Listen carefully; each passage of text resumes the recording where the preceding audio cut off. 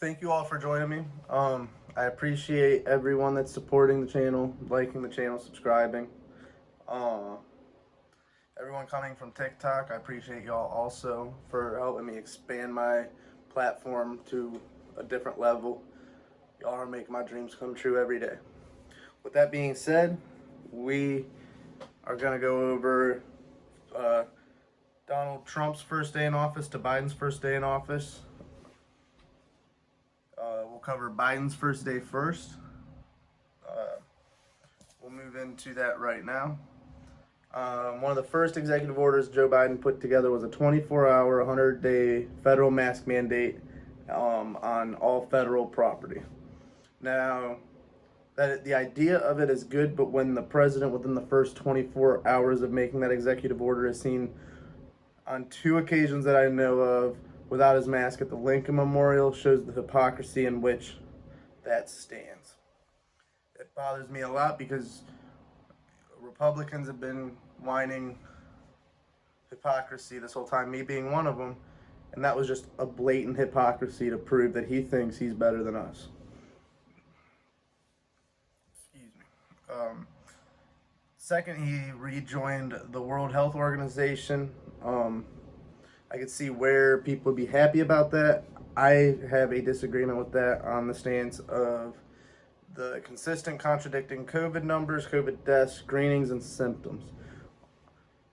There are reports coming out now that COVID deaths have been labeled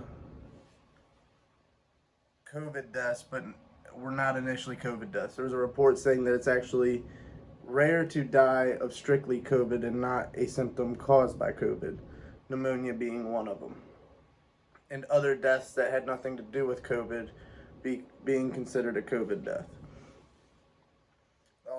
The symptoms, every symptom you could possibly have is COVID. And they say if you have any symptoms, you should be quarantined for 2 weeks.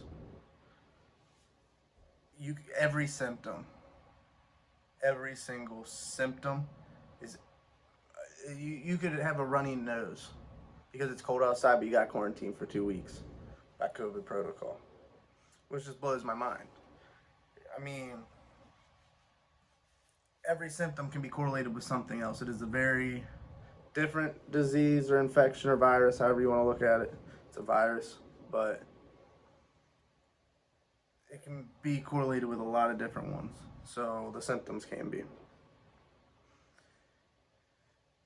For months, he said that he has a plan to stop COVID. He has a plan to get over COVID during his campaign. And he came out recently and said there's no plan. He has no plan to stop the trajectory. He can't stop the trajectory, which is a blatant lie during his campaign. One of many so far, which we'll get to a couple of them. The next one is he rejoined the Paris Climate Accord, which does, if you do your research on it, at least personally for me, it does not look like it does much to help the environment. It is mainly sending money overseas to do very little for the environment. So I am very against the Paris Climate Accord on the stance that if it was actually helping, we would have seen it during Obama's time when we first got in, and there was the carbon footprint and carbon emissions were the best during Trump's administration than any past president during natural gas era. He shut down the Keystone Pipeline and multiple other things with the oil and gas industry, pausing federal leasing, stuff that would halt oil and gas happening in the U.S. in the name of making the environment better. Excuse me. Which I work on oil and gas.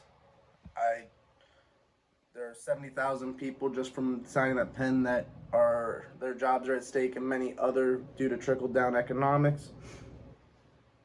The Keystone Pipeline also affected Canada, which Canada wasn't very happy about, which is already a mess with foreign relations right off the rip.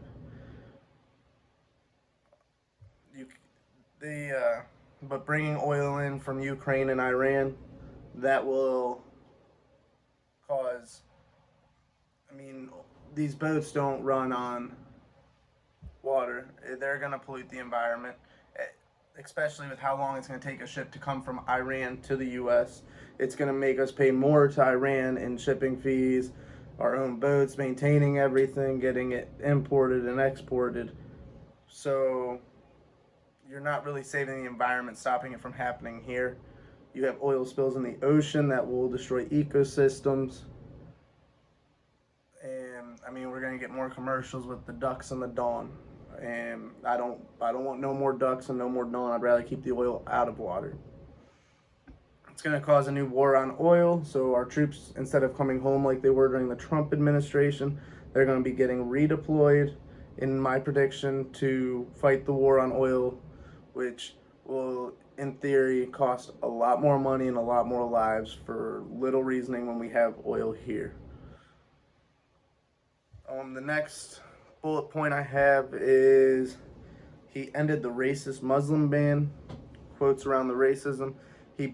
When he put the ban on countries that most of them were a prominently Muslim country, this was during the time of ISIS, and ISIS was a terror throughout the world. It was happening all over the world. They were a threat to everyone's free society, and he put that travel ban on them to limit the amount of ISIS members coming into the U.S.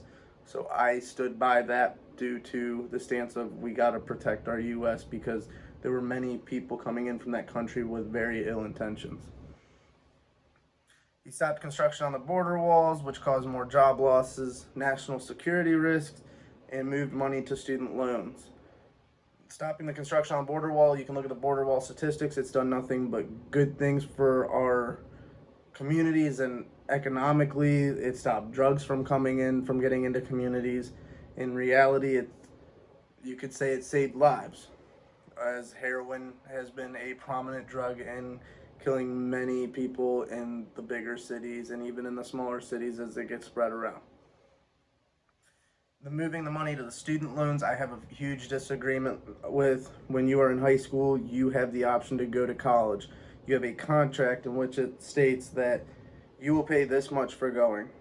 And there's grants, there's scholarships, there's ways to get that paid, but it is a voluntary action you decided to do and now we're going to put our tax dollars to paying for someone's voluntary decision instead of giving that money to small businesses in which were burned down by Antifa and BLM in Kenosha, Portland, Cleveland, Seattle, and there's so many other cities that I haven't even mentioned. And I mean, you could have put it toward historic statues in which we were built upon, but that one really bothers me, how they divvied the money there. He revoked Trump's executive order making 11 million illegal immigrants a priority to be deported. 11 million illegal. Emphasis on the illegal. These are the people that came in, and I'm not saying all of them came in with ill intentions, but they came in illegally. If you break the law, you have to be punished by the law. Justice needs to be served on all levels. You don't want to allow 11 million criminals just to run around. They broke the law, so they are labeled criminals since they are illegal immigrants. Reverse the Trump plan that excluded illegal immigrants to be counted in the 2020 census that determines House seats and electoral college votes. Basically saying that now those 11 million illegal immigrants are now counted as part of the population in mainly Democratic states as how many House seats they get electoral college votes. And they are trying to shift it to where the Democrats hold all the power. They want Democrats to hold the power, which is against the democracy.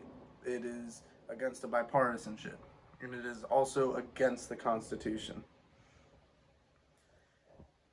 Green cards are granted to anyone coming to the U.S. illegally before January 1st, 2021, which is ridiculous. Anyone that doesn't take the proper precautions on to become a citizen in the U.S. still gets a green card. They, I do believe our immigration plan does need fixed to where it doesn't take a decade, 2 decades, 3 decades, or an extended period of time to become a citizen, but a more efficient way to give legal immigrants a chance to come to this country and live the American dream and benefit the society. I am all for fixing the immigration plan, but still make it to where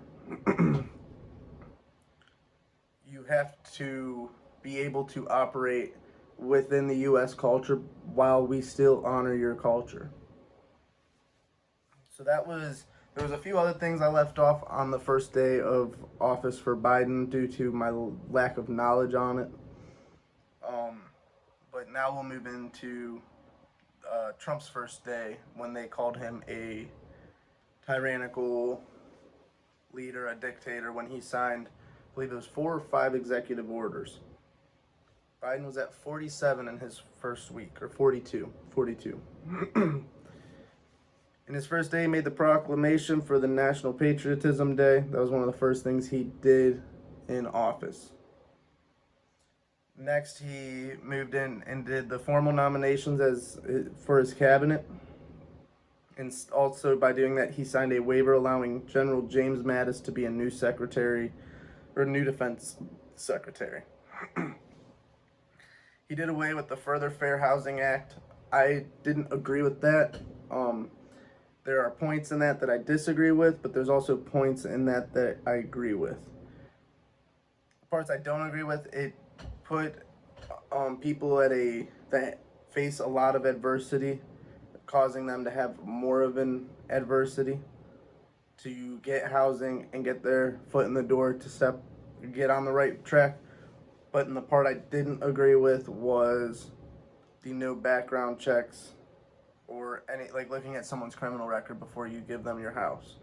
I think that should be a crucial thing when you are renting to someone. You need to know that person, know their past, due to the fact they're going to be living on your property, and renting your property, and you want to be able to make sure your property is going to be taken care of, no matter what ethnicity you are. He did away with Obamacare. Obamacare was initially a good thought, but it ended up costing many people a lot more money than needed, and instead of making it more of an affordable health care, which was the Affordable Care Act, but it was very less affordable for a percentage of people. Froze all pending government regulations for review. Any kind of pending government regulation that was coming in from the Obama time was frozen, but Obama also did that to George Bush. So it was a move used by both Obama and Trump to make sure that they agreed to the pending governments that were coming in during their administration. It didn't bother me when Obama did it. Didn't bother me when Trump did it. A lot of my sources for the Biden one were multiple sources I used. I also, for the Trump's one, I wanted to focus on a more of a left type of source to make it a bipartisan news. I used Time Magazine for his first day in office. For Biden, I used a lot of multiple sources. MSM was one of them. I tried to mix in my sources and check my sources with left and right to make sure I'm giving correct information to the best of my knowledge. I appreciate y'all. I hope you learned something from this. I hope you appreciate the information I gave you. If you have any disagreements, you can put it in the comments. Please leave a like, subscribe, and I appreciate y'all. Thank you.